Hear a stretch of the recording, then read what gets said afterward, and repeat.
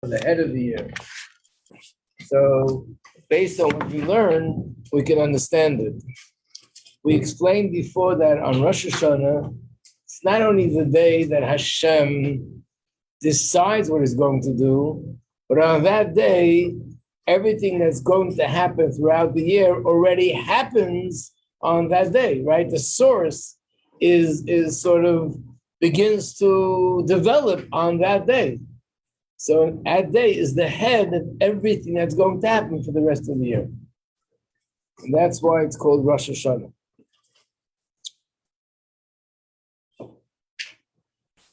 So this is also another reason why we know that people on Rosh Hashanah itself are more careful than other days of the year.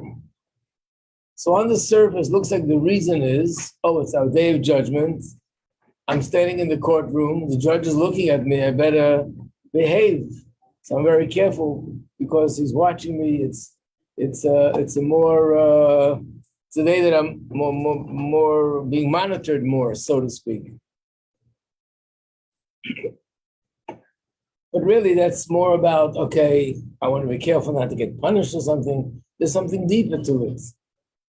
And that is, when you deal with the source, it has a much bigger effect on everything that will follow.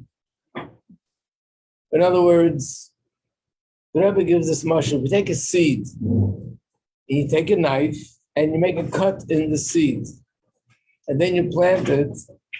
The tree that's going to grow out of this seed, if it grows, it'll be somewhat crippled, something out of shape, because you did damage to the seed. What if you go over to the tree that's already fully grown, and you take the knife and you make a scratch on the tree? What's going to happen? Nothing, hardly noticeable.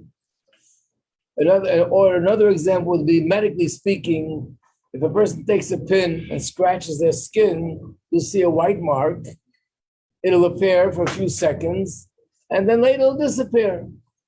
But if a person would chas v'shalom take the same pin and make the same movement over a brain while they're during an operation, it could be fatal, God forbid. And the reason is because this is an organ in the body that's affecting all the organs. It's so much more sensitive. The whole body is being affected by it.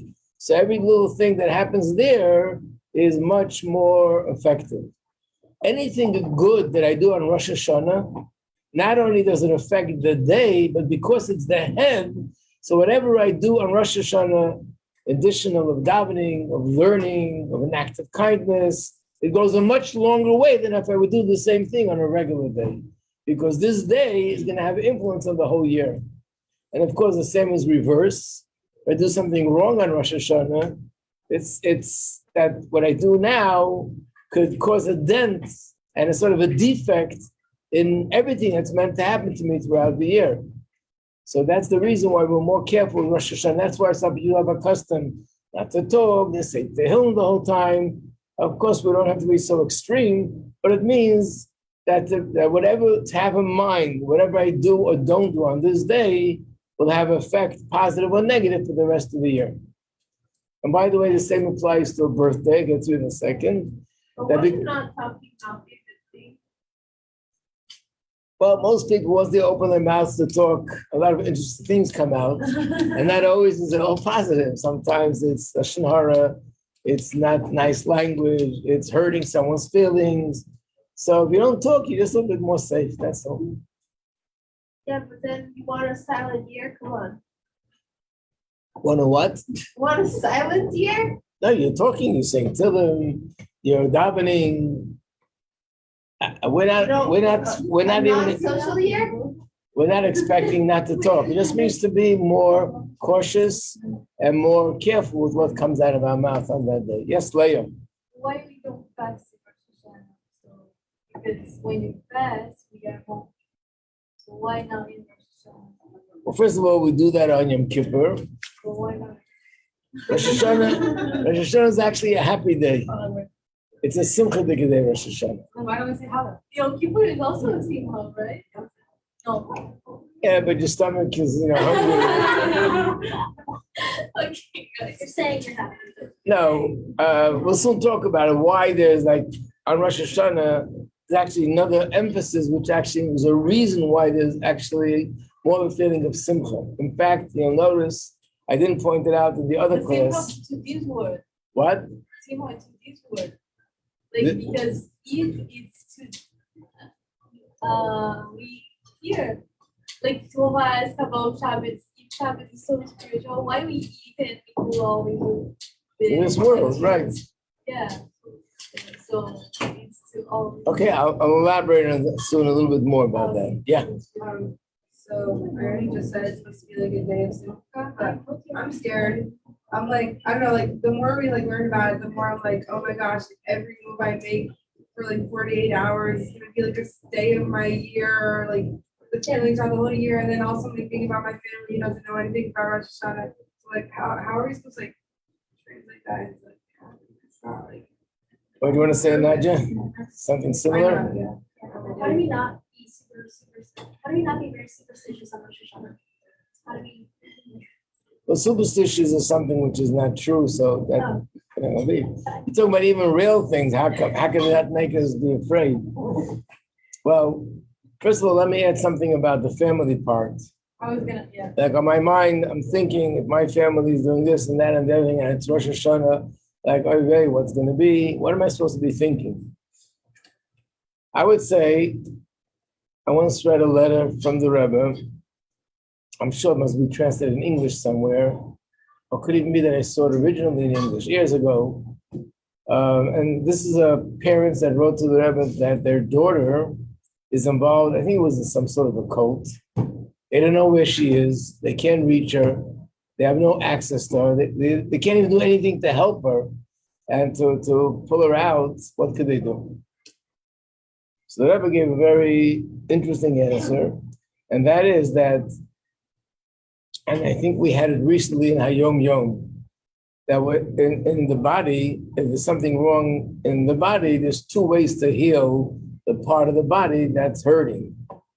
Right. One is by directly administering medicine to that part of the body, or a procedure of sorts.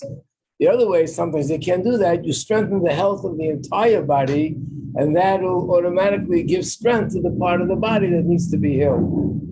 So the Rebbe says a family is one body. Everyone is a different organ in the family.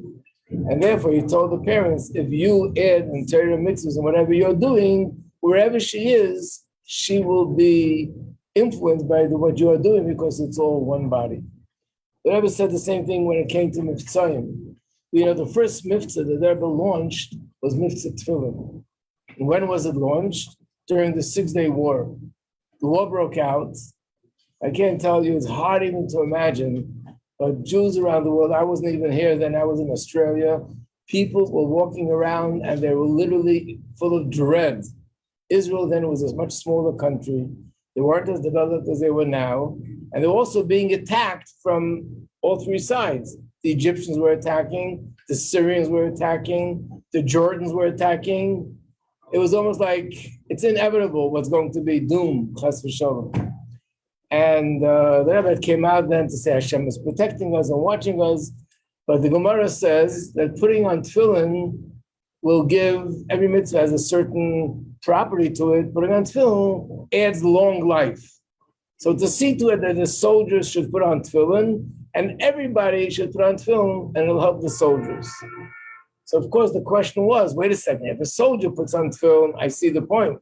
But if I'm here in Manhattan and I'm putting on tefillin, how's that going to help a soldier in Israel? And the Rebbe said, use the analogy, if a person goes to the doctor, imagine he goes to the doctor and says, I have a headache. He looks down your throat, you have an infection. The next thing he does, it gives you an injection in your arm. So wait a second. I have a headache in my head. You found something in my throat. You give me an injection in my arm. Excuse me. I don't see the connection. The connection is it's one body, and therefore the infection in the throat. In fact, I know the Rebbe said exactly these words, but the general idea, when you give an injection in the arm or any part of the body, there are blood vessels that carry it all over the body and affects the whole body. We Yidden are one body. On a small scale, it's a family. On a larger scale, on a global scale, the whole world, we're all one. And whatever I do, especially if I do it with intention that my mitzvah of tefillin should be a merit for that soldier out there, it's going to work for him like the injection. So therefore, that's number one. Rather than thinking, who knows what's going to be because they're not keeping Torah mitzvahs, they're not doing Torah mitzvahs, they have no clue, they're not at fault, they're not in any way liable for it because they didn't know about it. And even if you say they do know because they read a book, or they heard it from me or from someone else, it's irrelevant. They had an upbringing, they were educated in a way that this was not, they don't get it. But what I'm doing is going to help not only for me, it's going to help for them as well. And that we should be thinking about the schus. I'm in shul davening, they're benefiting. I'm eating the meal of Rosh Hashanah and dipping the apple into honey and this thing and doing whatever I'm supposed to do, hearing the shofar, they're benefiting. They're not hearing the actual shofar, the mitzvah. Okay, the Hashem put them in that situation. He twisted their arms and he had them born into such a situation that's not their fault. In fact, they have a schus that their family member is where they are, and that's an additional schus for them. So when you ask the question, how do you not feel dread? So the answer is very simple. It depends. We said this many times. Chassidus teaches us what you're going to feel in your heart depends what you're thinking in your head. And to give a simple example of someone that I once spoke to that said lately, the last few weeks, they feel very depressed. They can't get out of it. So on and on and on. So I asked, I knew the person, they're normally a healthy, functioning person. And I said, so what have you been doing lately? Like, what are you involved with? I'm reading a lot. What are you reading? I'm reading Holocaust books. Oh, I wonder why you're depressed. What's the connection? If your mind is reading those books and you're seeing images in your head of those horrors, of course that's what you're going to feel. So let's say the person will say, okay, I better stop and read something else. It doesn't mean that the facts change. The Holocaust unfortunately happened and the horrors are horrors. But if I'm not going to focus on that, but instead focus on something else, I won't feel that way. So what are we focusing on Rosh Hashanah? We could focus on, it's a day of judgment, who knows what's going to happen. And there's parts of the davening, we actually say those words, but that's not the focus. If the focus is that, and that's what we're thinking about the whole time, yes, we just feel dread, even weeks before Rosh Hashanah. So there's other things to focus on, which we'll soon learn about. And these are things that if I focus on that, it'll generate a feeling of simcha and excitement, actually. So we'll soon learn what that is. It's not only the food on Rosh Hashanah, it's another more than that. Okay. So I think we covered everything here on this page. Oh, I know what I want to do. I wanted to learn the chapter in Tanya. Remember we started it yesterday? There's a chapter in Tanya. Oh, you don't even have it in your books. Oh, you do?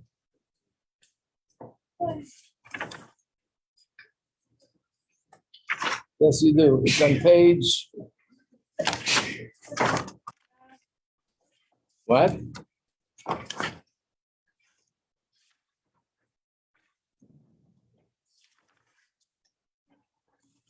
So it's on page, we started doing it just say page 44B. And if you have a Tanya, you can look in Lessons in Tanya, the 4th volume, which is Igeres HaKodesh, and it's Simon 14. We learned it not that long ago in Chitas. Also, the Hayamim we said was like 2 weeks ago. Yeah, not that long ago. We also had that not long ago. So it starts again. We told you that this is about a letter from the Alter Rebbe, where he's encouraging the Chassidim to give money specifically for Eretz Yisrael. Today it's known by the name Kolel Chabad. That's the fund that still exists to this day. And it's interesting that in all generations of Chabad, the Rebbes themselves would supervise this fund. There was something connected to the Rebbe themselves that there should be a fund specifically to help those people that are settling in Eretz Yisrael. And it starts like this. This letter is written to arouse... That was for Kylo. What? That was for Kylo. The Kylo? No, it's called Koil Chabad, but it means for families in Eretz Yisrael. That's called Koil. There's Koil and this is called Koil Chabad.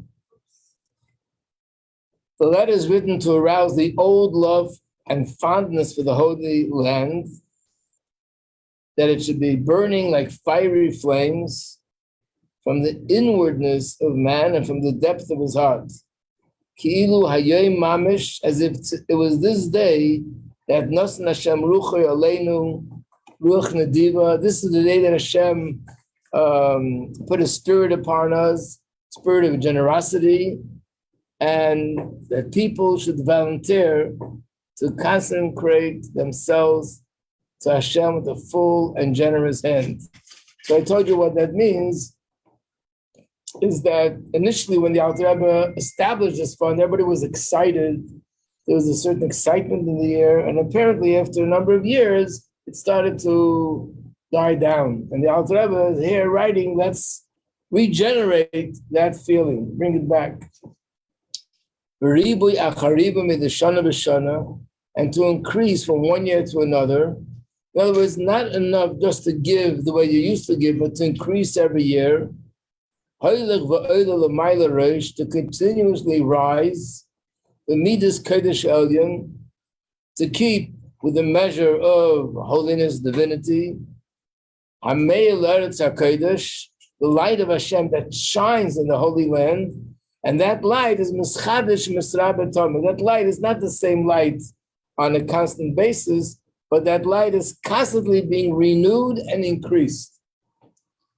This is based on the pasuk, where it says, "Tamid eini Hashem elokecha bo, bereishis hashana v'dachar shana." Israel is the land that Hashem's eyes are upon the land from the beginning of the year to the end of the year. Let's turn the page. The high v'achar shana, these words, the end of the year, ain't moving. It's not understood. If the Torah is telling us that the eyes of Hashem are upon the land all year from the beginning to the end, then why does it have to say from the beginning of the end to the end of the year? It should say all the time. By definition, that means from the beginning of this year to the end of the next year, from the beginning of the next year to the end of the next year. If it's all the same, Hashem is always having his eyes on the land. At the end of this year is the beginning of the next year. It should have said, his eyes are upon the land forever. So it must be, what was that?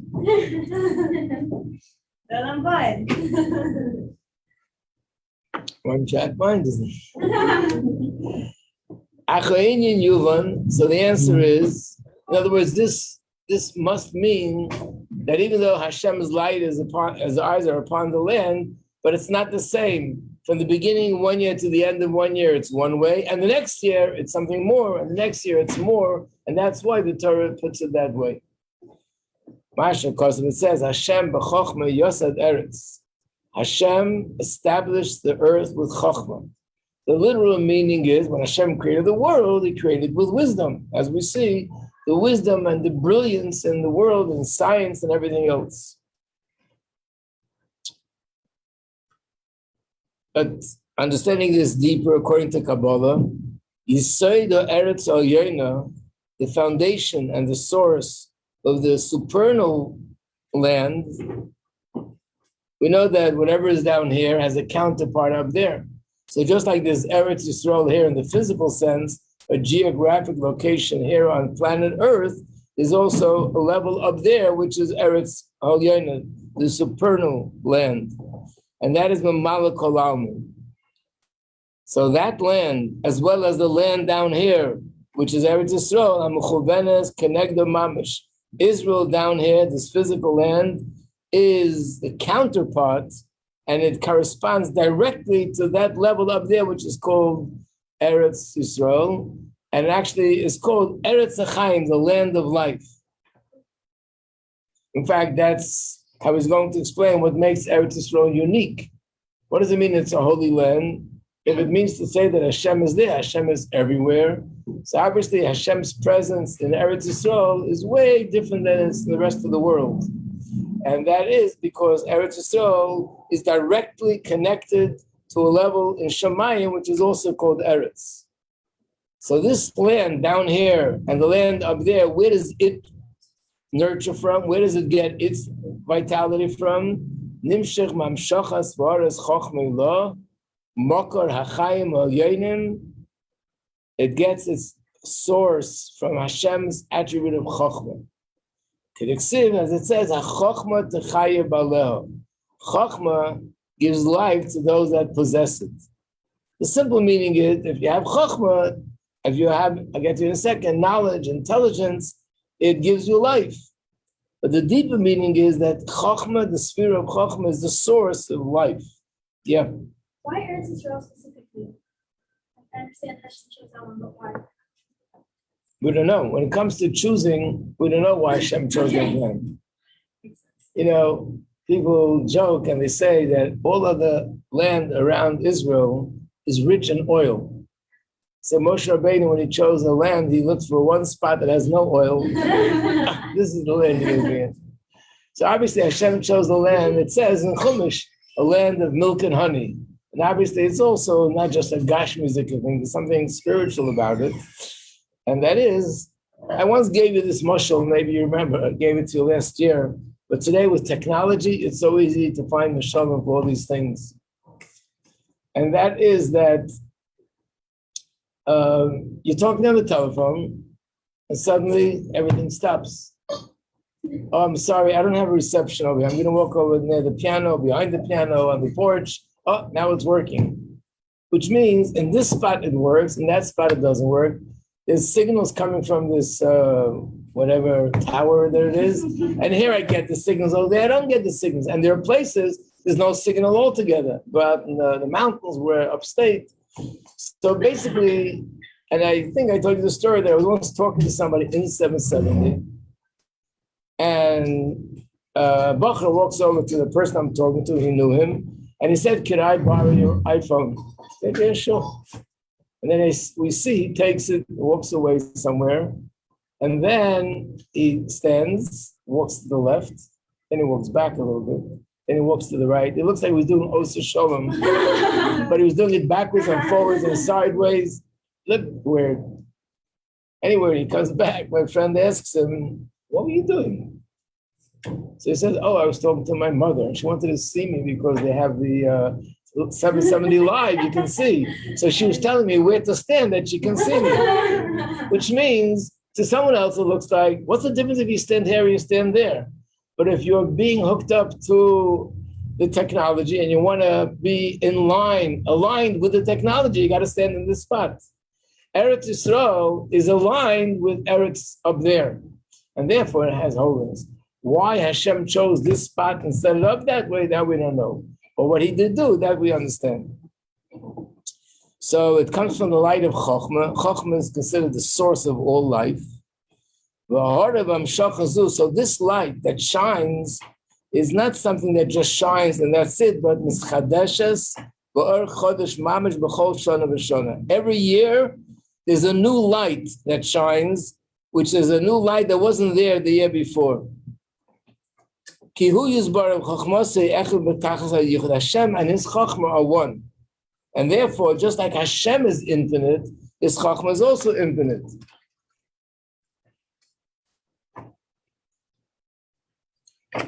Next page, 240. There's no limit to the light that could be drawn from Hashem. So therefore, there's higher and deeper, and it's infinite. There's no end. Every year, every year, what descends from Hashem's Chachma, a new light that has never been shining in this world before. This is the first time in the history since the world was created, 5,783 years ago, that this new light is going to shine. And what happens to the light that was there the year before? The light that was shining every year, the light that Hashem expressed of himself and manifested in the world, it goes back up to its source. Mistalik with Sharshay, goes back to its source, mainly on Erev Rosh Hashanah. Kishachodesh miskasa. That's when the moon becomes dark. The fact that the moon becomes dark is really a reflection of what's going on spiritually, that the life flow is going back to its source. In a sense, it's like when a person goes to sleep. When we go to sleep, the chayas of a person is still alive, but the chayas of the neshama is more unconscious. It's as if it goes back into the source. And next morning you wake up with new, fresh energy. Because really, if you think of it, it's pretty interesting and strange. At the end of the day, you're tired. At the end of the day, you're exhausted. By the time you're ready to go to sleep, you just flop into bed. You can't already. You wake up in the morning, you're full of energy. How could that be? It's 8 hours later, and you have more energy than you had last night, 8 hours earlier. The answer is, during the night, well, the process that took place was that all the chayas and energy that was spent during the day is sort of goes back to its source, to the neshama. And in the morning, new life comes. And that's why we say, Modani, we make all those brachas, we thank Hashem. The same happens with the world on a global level. That the light that Hashem shines in the world, every year, at the end of the year, it goes back to its source. And that's why we see Rosh Hashanah, there's no moon. The moon represents the sphere of Malchus, and it goes back to its source. But then, through blowing the shofar, and through the tefillas of Rosh Hashanah, a new light comes into the world. And this new light is not only new because it wasn't here before, it's new because it comes from a newer, deeper level of depth in the spiritual realm. How could it be? The world is already 5,700 so many years. The answer is Hashem is infinite. So no matter what is drawn from Hashem, there's deeper and deeper and deeper, and there's no end.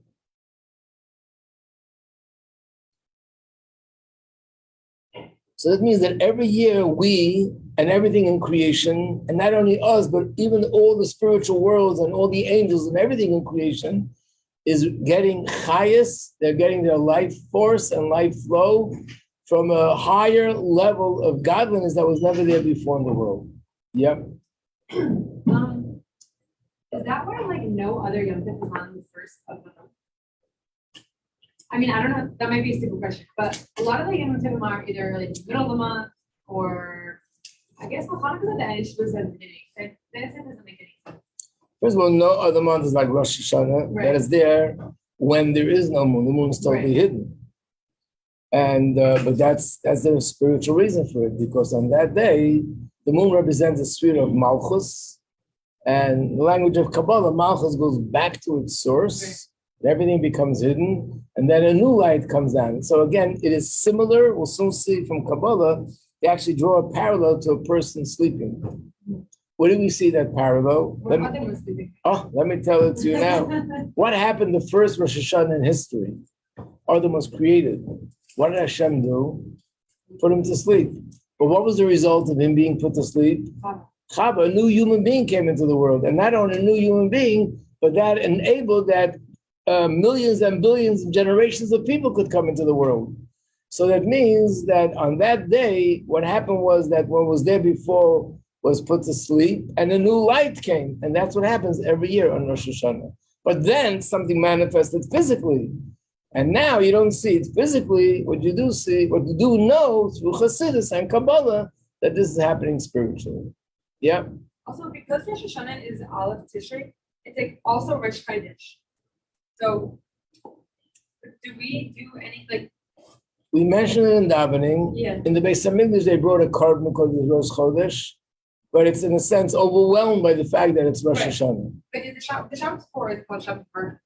We don't call it Shabbos Mevorachim. What do we call it? We call it Shabbos Mevorachim. What? You're not used to it that we say one thing and then we say the opposite.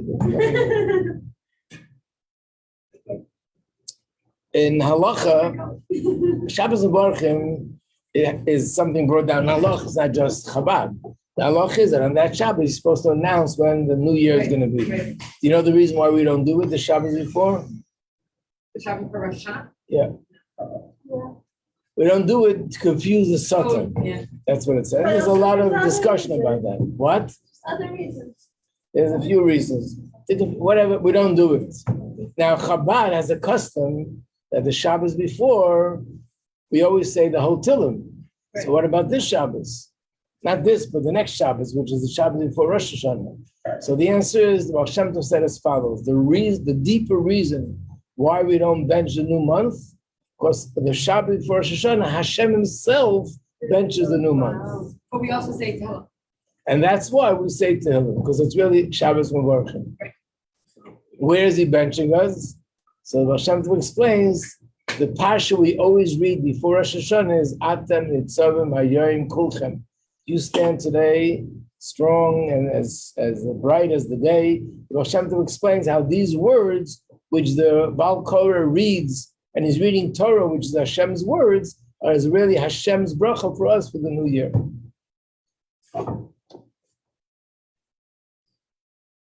So every year, and this happens every year, Rosh Hashanah, there's a new light. Now, the only place where it actually comes out very clear is the name of the year. Every year has a name. Like last year, or this year we're in, you know what the name is? 5782. That's the name. Tov Shin Pei Beis. And that's why the Rebbe very often would sometimes interpret the number, what it means, what it stands for, what's the acronym. But being that this is the one thing, shows us that there's actually a change every single year. But the change is enormous. It's a change that affects all the worlds. And there's new light brought down everywhere. And what he's going to explain is that our avodah is to see that new light manifests in revealed brachas in our life. But everyone is actually capable of receiving that new light. Okay, we'll stop here. To be continued. Thank you. You're welcome. We have less time now, as you realize. Yeah, because now how much is that? 220. Right, we finished 2:20. Right?